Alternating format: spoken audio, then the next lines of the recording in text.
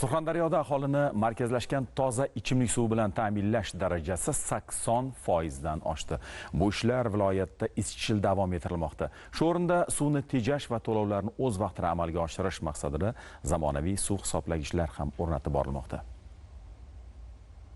Surxondaryo viloyatida aholini sifatli va toza ichimlik suvi bilan uzluksiz ta'minlash, suv resurslaridan samarali foydalanish hamda sohada energiya tejamkor texnologiyalarni keng joriy etish ustuvor vazifalardan biri hisoblanadi. Joriy yilda viloyat bo'yicha suv hisoblagichlar bilan ta'minlangan iste'molchilar soni ilk bor 251.495 taga yetdi va qamrov darajasi 81.6% ni tashkil qildi.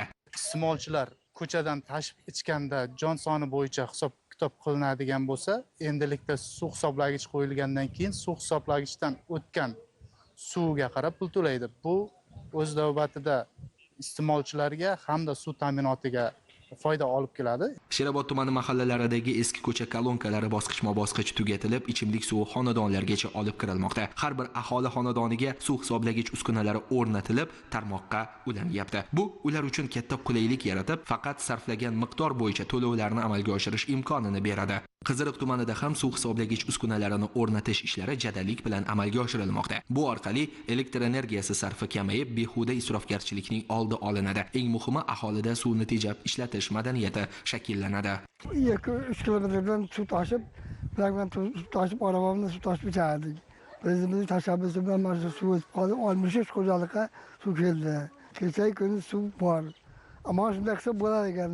Qiziriq tumanida 31 ta mahalla mavjud. Shundan 65% ichimlik suv bilan ta'minlangan. Istira mahallasining shu ko'chasida ham respublika byudjetidan mablag' ajratilib, shu ko'chada istiqomat qiluvchi har bir xonadonga suv quvurlari yetkazilib, xonadonga kirgizib berildi.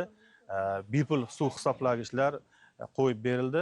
Davlatimiz rahbarining tegishli qarori asosida viloyatning 8 ta tumanida 1750 ta suv hisoblagich uskunalari o'rnatish rejalashtirilgan. Bugungi kunga qadar rejadagi barcha uskunalar o'rnatilib, elektron bazaga kiritilmoqda. Suvni tejab ishlatish, isrof qilmaslik har birimizning burchimiz. Suv hisoblagich uskunalari esa adolatli to'lov, energiya tejamkorligi va ob-hayotni asrash demakdir.